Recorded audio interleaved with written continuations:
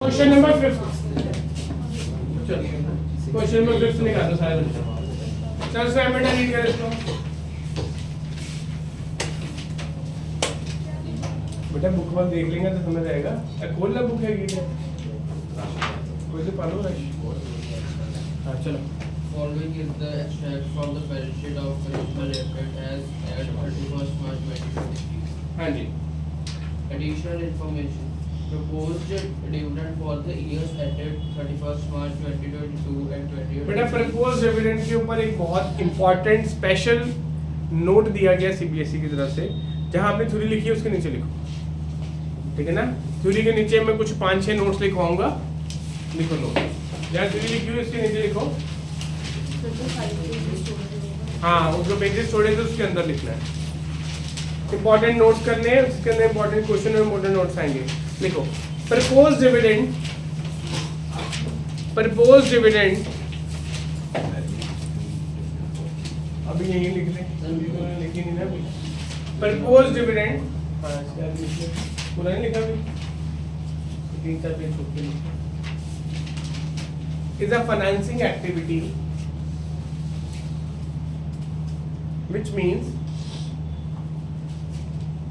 which means a part of profit, which means a part of profit yet to be, a part of profit yet to be paid। अब बेटा एक ना चीज मैं आपको timeline से समझाने लगा, इसको ध्यान से समझना, ये बहुत इंपॉर्टेंट है। 31 मार्च को साल खत्म होता है, कंपनी इस दिन अपना एस्टिमेटेड प्रॉफिट निकालती है, नेट प्रॉफिट निकालती है। तो प्रॉफिट निकालने के बाद डिविडेंड देगी या पहले डिविडेंड देगी? जो प्रॉफिट निकालने से पहले डिविडेंड दिया जाता है उसको क्या नाम दिया जाता है? Interim dividend. उसको क्या कहा जाता है? यानी हमारा financial year let's say it was 24 and 25, 24-25 का साल है, तो 25वां साल खत्म होने से पहले बीच में कोई अगर डिविडेंड दे दिया तो उसको क्या कहा जाएगा? अब डिविडेंड देने का प्रोसीजर क्या होता है ये समझो। ये रियल लाइफ में भी कंपनी में ऐसा चलता है। पहले साल खत्म होगा, साल खत्म होने के बाद कंपनी के जो अकाउंटेंट्स हैं, सीए हैं, सब ऑडिटर्स हैं, वो मिलके एक स्टेटमेंट बनाएंगे, बैलेंस शीट पी&एल बनाएंगे अगले 5-10-15 दिनों में, ठीक है।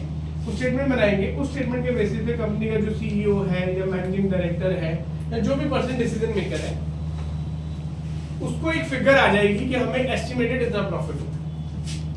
तो वो कहेगा चलो जी हमें लेट से 10 करोड़ प्रॉफिट हो गया, हमें इस साल सिर्फ 2 करोड़ रुपए रिजर्व रखने की जरूरत है। I propose a dividend of 8 crore rupees. पर क्या एक सीईओ और एक मैनेजिंग डायरेक्टर डिसाइड कर सकता है डिविडेंड? कौन डिसाइड करता है dividend? Board of director. Board of director होते कौन है? टॉप मैनेजमेंट, जो टॉप मैनेजमेंट का पार्ट है, but who are board of directors? ये बिजनेस स्टडीज घुस गई आपकी पहले बीच में। जैसे जो डिपार्टमेंटल हेड्स होते हैं वो तो मैनेजर्स हो गए, शेयर जिनके शेयर सबसे ज्यादा होते हैं। नहीं, जिसके शेयर कम है वो बोर्ड ऑफ डायरेक्टर नहीं होगा, जिसके ज्यादा होंगे वही होगा, ऐसा कहीं नहीं लिखा। Board of directors are the representatives elected by the share holders. मतलब शेयर होल्डर्स खुद या अपनी जगह पे जिनको कंपनी में रिप्रेजेंटेशन के लिए भेजते हैं उनको बोर्ड ऑफ डायरेक्टर्स कहा जाता है। और अब तो एक नया प्रोसीजर आ गया ई वोटिंग का। किसका आ गया? अगर आपके पास शेयर्स है तो ऑनलाइन आप ई वोटिंग कर सकते हो कि आप डिविडेंड लेना चाहते हो कि लेना नहीं चाहते, ठीक है ना। डिविडेंड क्यों नहीं लेना चाहोगे वो एक अलग डिस्कशन है, ठीक है ना। तो डिविडेंड को फाइनल करने के लिए एक मीटिंग होती है, उसको कहते हैं एजीएम। क्या कहते हैं उसको? Annual general meeting. अभी याद आएगा, मैंने पहले भी समझाया था। What is annual general meeting? पूरे सालाना इंपॉर्टेंट टॉपिक्स की एक मीटिंग होगी, जैसे एनुअल रिपोर्ट होती है, वो इस एनुअल जनरल मीटिंग के बेसिस पे बनाई जाती है। जो आपको प्रोजेक्ट्स दिए गए बनाने के लिए, आप उसके लिए एनुअल रिपोर्ट्स यूज कर रहे हो। ये annual general meeting next 6 months के अंदर अंदर खत्म करनी होती है एट एनी टाइम। जनरली जून का मंथ, जुलाई का मंथ, अगस्त का मंथ कंपनीज की एनुअल जनरल मीटिंग होती है और उसके बाद वो पब्लिश होता है। उन एनुअल जनरल मीटिंग्स में कंपनी के important decisions like appointment of directors, appointment of auditors, expansion of business, fixation of salaries of the top level, छोटे लेवल का तो स्ट्रक्चर होता है, डायरेक्टर्स की सैलरी, ऑडिटर की salary, rotation of directors and payment of dividend, expansion of business, ऐसे कुछ की इंपॉर्टेंट डिसीजंस दिए जाते हैं, ठीक है। अब वहां पे मीटिंग हुई लेट्स से 30 जून को। अब यहाँ पे उसने डिक्लेयर किया था कि 8 करोड़ का डिविडेंड। अब यहाँ पे उस शेयर होल्डर क्या कर सकते हैं, उस 8 करोड़ के डिविडेंड को यस भी कर सकते हैं, उस 8 करोड़ के डिविडेंड को नो भी कर सकते हैं, उस 8 करोड़ को पार्शली कहते नहीं हम 6 करोड़ के लिए यस कर रहे हैं, तो दे कैन हैपन एनीथिंग। तो इसका मतलब ये जो डिविडेंड यहाँ पे डिक्लेयर हुआ, डिविडेंड यहाँ पे क्या होता है, डिक्लेयर, इसको कहा जाता है प्रपोज डिविडेंड। इसको क्या कहा जाता है, लेकिन जब ये एनुअल जनरल मीटिंग में जो फाइनल होगा उसको कहा जाएगा फाइनल डिविडेंड। उसको क्या कहा जाएगा, if question has no information तो दिस प्रपोज बिकम फाइनल। तो प्रपोज डिविडेंड और फाइनल डिविडेंड अलग नहीं होते। मैंने एक प्रपोजल दिया कि मैं इतना डिविडेंड दूंगा, उसमें से जितना एक्चुअल में पे हुआ उसको क्या कहा जाएगा, फाइनल डिविडेंड। अब ये फाइनल कब होना है, क्या 31 मार्च को होना है या उसके अगले 3-6 महीनों में होना है, 3-6 महीनों। तो कंपनीज एक्ट में अब एक चेंज करके एक रूल बनाया गया, उसको लिखो पहले। Propose dividend is to be treated as contingent liability. Propose dividend is to be treated as contingent liability. What is contingent liability, Which may or may not occur. May और may not happen. तो बेटा क्या ये certain है कि 8 करोड़ देना पड़ेगा, Change भी हो सकता है प्रॉपर्टी से। क्या पता ना भी देना पड़े, ठीक है ना। तो ये लायबिलिटी शायद देनी पड़े, शायद देनी ना पड़े। तो क्या कंटिंजेंट लायबिलिटी को हम बुक्स में रिकॉर्ड करते हैं, नहीं करते। देखो अकॉर्डिंग टू AS4, ये 1 मार्क्स में आता है कहीं पर। AS का मतलब क्या होता है, वो कौन इशू करता है, कौन अकाउंट्स वाले, कौन है भारत, कौन है AS वाले, institute of chartered accountant of India, वो है अकाउंट्स वाले, ठीक है। चलो, according to accounting standard 4, proposed dividend is a contingent liability, so it is not shown in the books of accounts. According to AS4, proposed dividend is a contingent liability, so current year proposed dividend, current year को underline करना, is not shown in the books of accounts. Current year proposed dividend is not shown in the books of accounts.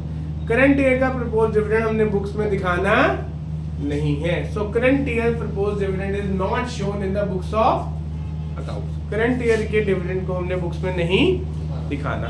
इतनी बात clear होगी। Next point, whereas dividend of previous year will be considered as final dividend. Whereas dividend of previous year will be considered as final dividend.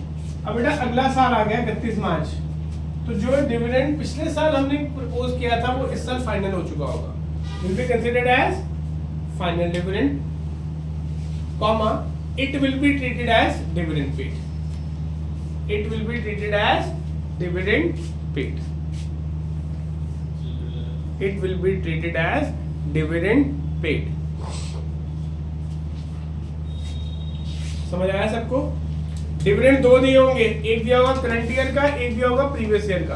Current year वाले को कहीं पे भी नहीं डालना, क्योंकि वो क्या है, कंटिंजेंट लायबिलिटी, और नोट बता देना है। प्रीवियस ईयर वाले को आपने फाइनल मान के डिविडेंड पेड मानना है, और डिविडेंड पेड कौन सी एक्टिविटी है हमारी,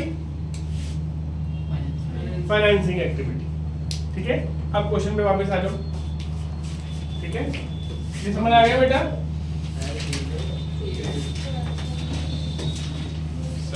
हाँ जी बेटा, अगर हम कंटिंजेंट लायबिलिटी शो नहीं कर रहे उस पर तो वायलेट कर रहे एक रूल, तभी तो बताया ना, फिर वायलेशन हो जाएगी। अगर रूल्स की वायलेशन होगी तो बुक्स तो आप अपने हिसाब से बना रहे हो, फिर रूल्स किसने बने, तो गलत हो गया ना वो। कंसेप्ट है ना, क्या कंसेप्ट है, कंसेप्ट क्या रूल कंसेप्ट, वो सिंपलीफाइड फॉर ऑल, जो ट्रांजैक्शन की सर्टेनिटी होगी वो रिकॉर्ड होगी। डिविडेंड की सर्टेनिटी होगी है कि होनी है अभी, हमने प्रपोज तो निकाल दिया ना, बोले से तो समझ आ गया। इसकी बात है बेटे प्रपोज डिविडेंड फाइनल कब होना है, मीटिंग में, एजीएम में। तो एजीएम से पहले जो भी हमने कहा कि हम देंगे, वो प्रोबेबिलिटी है कि देंगे या नहीं देंगे, कि सर्टेनिटी है कि देंगे, तो जो से प्रोबेबिलिटी पे वो कंटिंजेंट लायबिलिटी है, इसलिए उसको रिकॉर्ड ही नहीं करेंगे। किसी ने हम पे कोर्ट केस कर दिया, उसके पैसे में देने पड़ेंगे या नहीं देने पड़ेंगे, पक्का है। अगर केस हम जीत गए, अगर केस हम जीत गए, कुछ नहीं, तो जिस चीज की सर्टेनिटी नहीं है उसको क्या कहा जाएगा, नहीं पढ़ोगे फेल हो गए, पास हो गए, ठीक है ना। अगर देखो बेटा पीछे क्या हो ठीक है ना, टेक्निकल पॉइंट है, इसको याद रखना। करंट ईयर कंटिंजेंट लायबिलिटी कहीं नहीं आती, ठीक है। चलो क्वेश्चन में वापस आओ, कौन रीड कर रहा था? Propose dividend for the year For the year ended 31st March 2022 and 2023. इसमें से कौन सा करंट ईयर है, कौन सा प्रीवियस ईयर है? 2023. क्या है? Current year. उसका डिविडेंड कितना है? 5 लाख। उसको कहीं नहीं डालेंगे, क्वेश्चन में लिखो current year dividend of 5 lakh is a contingent liability as per AS4। Current year dividend of 5 lakh लिखो बेटा क्वेश्चन में। Current year proposed dividend that is 5 lakh is a contingent liability so will not be recorded, ठीक है। अब previous year के dividend को हमने क्या मानना है? फाइनल डिविडेंड वो कितना है? 4 lakh. हमने उसको ऑपरेटिंग में भी डालना और फाइनेंसिंग में भी डालना है। ऑपरेटिंग में उसको जहां पे डिविडेंड पेड है उसमें इसको प्लस कर देंगे 4 लाख, ठीक है। पहले मैं कर लेता हूँ पूरा क्वेश्चन, फिर नोट कर लेना, ठीक है। चलो उसके बाद नेक्स्ट आ रहे ऊपर surplus statement of P&L account. हाँ जी बेटा, ओपनिंग कितना प्रॉफिट था? क्लोजिंग कितना था? तो मैंने क्या बताया, क्लोजिंग माइनस 10 माइनस 5 कितना आ जाएगा? 5 लाख। अगर नेगेटिव आया ना तो नेगेटिव ही लिखना है, वो लॉस होगा, ठीक है। उसके बाद नेक्स्ट क्या दिया है? Dividend paid. अब ये क्या चीज है? डिविडेंड पेबल, इसको भी स्टार लगाओ। ये कौन सा डिविडेंड पेबल आ गया? अनुभव क्या होता है ये? तो प्रपोज डिविडेंड भी तो शेयर के लिए था। हाँ जी चैतन, क्या होता है? Contingent liability है. नहीं, Proposed है sir. करंट लायबिलिटी है, पर क्यों है? ये पे करने वाला फिर ये next year Paid है. tariff. वो ठीक बोल रहा है, सुनो। जो फाइनल डिविडेंड हमने डिक्लेयर किया उसमें से कोई डिविडेंड देने वाला रहता है। डिविडेंड कैसे भी होता है? बैंक अकाउंट में जाता है, चेक के थ्रू जाता है। अब किसी बंदे का बैंक अकाउंट ही बंद हो चुका है, किसी को चेक भेजा उसने कैश नहीं किया, तो वो डिविडेंड आउटस्टैंडिंग पड़ा रहेगा। क्या पड़ा रहेगा? Outstanding. लेकिन वो बंदा लेने आ सकता है कभी भी, तो कंपनी को उसको हर वक्त रेडी रखना पड़ेगा पैसे को, तो it has to be treated as current liability. लिखो dividend payable is a part of dividend payable is a part of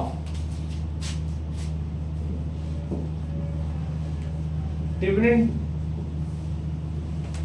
declared and paid. Dividend declared and paid, ठीक है, is a part of dividend declared and paid, comma out of which unclaimed dividend will be shown as current liability only. इसके लिए भी बेटा एक rule है, लोगों का पैसा company will be shown as current liability, bracket में other current liability, ठीक है। जैसे बेटा आप लोग मान लो मेरे शेयर होल्डर्स हो, मेरी कंपनी है, मैंने डिविडेंड डिक्लेयर किया 10 रुपए पर शेयर। आप में से कुछ लोगों के बैंक अकाउंट है नहीं, कुछ के बैंक अकाउंट में कोई IFSC गलत है, किसी के चेक बुक में कैश नहीं हुआ, आप लोग अपना डिविडेंड क्लेम ही नहीं कर रहे, तो मुझे कितनी देर तक उस पैसे को संभाल के रखना पड़ेगा? 7 ईयर्स। कितने साल तक संभाल के रखना पड़ेगा? 7 साल। अगर किसी पर्सन ने डिविडेंड क्लेम नहीं किया तो पैसा कहाँ जाएगा? सेबी के अकॉर्डिंगली, सेबी पास नहीं जाएगा। सेबी ने एक अकाउंट क्रिएट किया है, उसको कहते हैं इन्वेस्टमेंट, क्या कहते हैं? मैंने सुना था investment education and protection fund, IEPF। उसके अंदर पैसा डाला जाएगा, उस पैसे को यूज कहाँ करते हैं वो भी सेबी ने बताया होगा, ठीक होगी बात। चलो फिफ्थ क्वेश्चन में सिर्फ ये नोट बनना था, इस नोट में आपका प्रॉफिट आया और इस क्वेश्चन में आपका डिविडेंड आया, बाकी सारी आइटम्स क्या आई? नील। करो उसको नोट। दिस वाज क्वेश्चन बेटा dividend. Question number 6 first investment, चल गोविंद रीड कर। Proposed dividend on equity shares for the years are 1,60,000 and 2,00,000. हाँ जी, करंट ईयर का कौन सा है इसमें से? 21 तो नोट बना लो, propose dividend of current year 2 lakh is contingent liability AS4।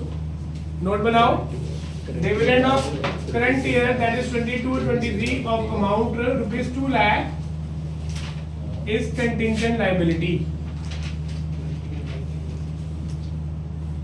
किसने बताया कि कंटिंजेंट लायबिलिटी है? AS4, सो नॉट रिकॉर्डेड, ठीक है। प्रीवियस वाला डिविडेंड क्या बन जाएगा? फाइनल डिविडेंड कितना बनेगा वो 1,60,000। Okay, dividend proposed and final 1,60,000 final dividend. बेटा किसको दिया गया डिविडेंड? इक्विटी शेयर्स को। किसका दिया जाता है? क्योंकि प्रेफरेंस का डिविडेंड पहले ही फिक्स होता है, उनकी परसेंटेज। इक्विटी का डिविडेंड बताया जाता है। तो व्हाट इज नेक्स्ट एडजस्टमेंट बोल। First होगी तो हाँ जी, हाँ जी। An interim dividend of 40,000 on equity shares was paid. Internal dividend अभी बताया था मैंने, क्या होता है?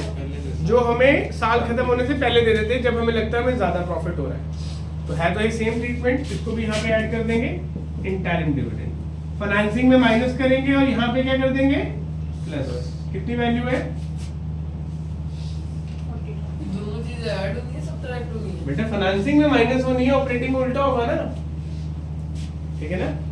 फाइनेंसिंग में माइनस होगी ना। चलो हाँ जी, अब इसके बाद आ रहे ऊपर 6।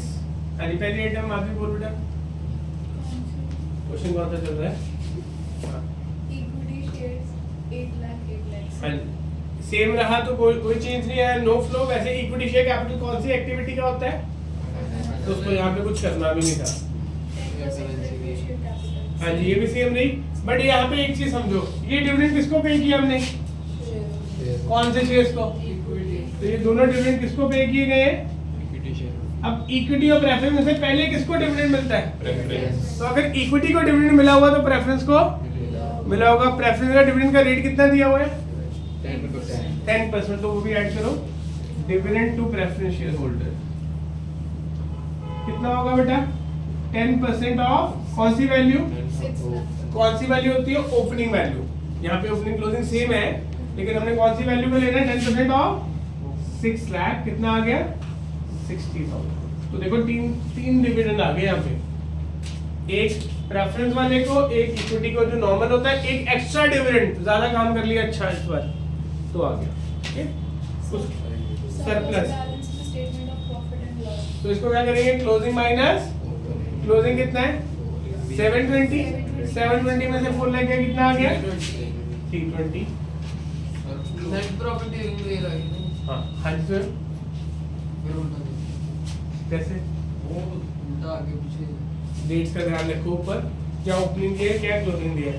हाँ जी, अनपेड डिविडेंड दोबारा से क्या है? अनपेड डिविडेंड नॉट क्लेम्ड वाला लिखो। Unpaid dividend will be shown as current liability. Short कर दो नोट को, unpaid dividend will be shown as current liability. तो ये कितना टोटल आ गया इसका? 320 प्लस दिस 480, 480 प्लस 1 लाख कितना आ गया? 580 आ गया।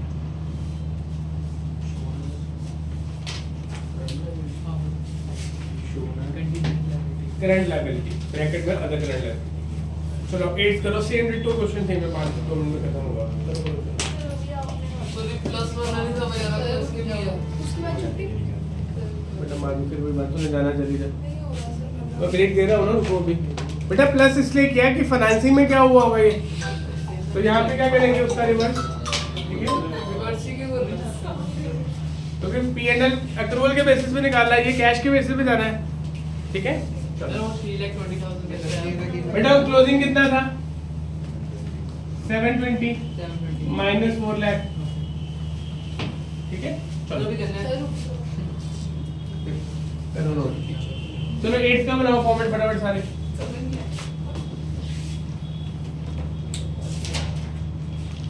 सर ये ऑपरेटिंग वाले कर देना रेटिंग ही चल रहा है।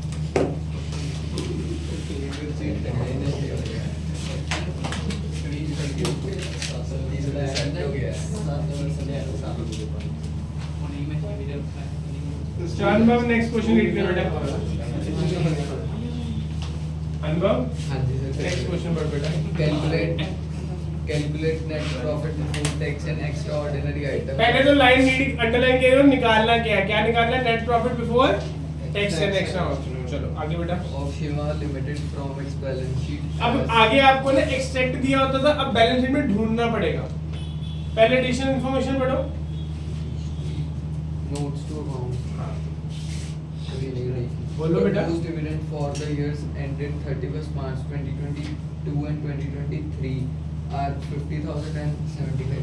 तो इसमें से 70,000 हमारा क्या बन गया, कंटिंजेंट लायबिलिटी। 75,000 क्या बन जाएगा हमारा एज कंटिंजेंट लायबिलिटी। तो उसको कहाँ, उसको रिकॉर्ड नहीं करेंगे पीएस में। प्रीवियस ईयर का डिविडेंड फाइनल बना वो कितना होगा 50,000, तो उसको यहाँ पे हम प्लस कर देंगे, ठीक है। पहली रेस्पेक्ट टिक कर दो। Second Interim dividend paid during the year was 10,000. Same, internal dividend कितना था हमारा 10,000, ठीक है। अब आ जाते हैं हम बैलेंस शीट में। हाँ जी, नंबर 1 आइटम नंबर क्या लिखा हुआ है बेटा, डिविडेंड पिछले साल का फाइनल नहीं होगा, सेम ही बात चल रही 3 क्वेश्चन से। हाँ जी, शेयर कैपिटल कौन सी एक्टिविटी है बेटा, इसको इग्नोर कर देंगे, ठीक है। नंबर 2 उसके अंदर क्या दिया हुआ, स्टेटमेंट ऑफ P&L, तो उसका क्लोजिंग माइनस ओपनिंग होगा। कितना दिया है क्लोजिंग 2 लाख, और ओपनिंग कितना दिया है 145। 2 लाख माइनस 145 कितना आ गया 55,000 आ गया, ठीक है। उसके बाद next trade payable, other current liability, ये सब कुछ कहाँ का इसका पार्ट है, अदर करंट, इसका वर्किंग कैपिटल आगे जाके करेंगे। एक शॉर्ट टर्म प्रोविजन में आओ, क्या लिखा हुआ है, प्रोविजन फॉर टैक्स, इसको स्टार लगाओ, ये नया पॉइंट आ गया। अब आपको टैक्स के रिगार्डिंग कोई एडजस्टमेंट दी हुई है, इसी क्वेश्चन में लास्ट में लिखो, if no information is given, provision for tax के लिए if no information is given, provision for tax क्या ट्रीटमेंट होगा, ओपनिंग विल बी, क्या माना जाएगा ओपनिंग को, पेड वाला, कौन सा माना जाएगा, पेड। ओपनिंग क्या होगा, हमने पिछले साल जो प्रोविजन क्रिएट किया था वो इस साल टैक्स पे हो गया होगा, और क्लोजिंग को क्या माना जाएगा, प्रोविजन क्रिएटेड। क्लोजिंग को क्या माना जाएगा, प्रोविजन क्रिएटेड, ठीक है। अब बेटा यहाँ पे जो हम प्रोविजन प्लस करते हैं, कौन से वाला प्लस करते हैं, हमेशा याद रखना, क्रिएटेड वाला। कौन से वाला करते हैं, पेड वाला कहाँ पे आता है, ऑपरेटिंग के बॉटम में।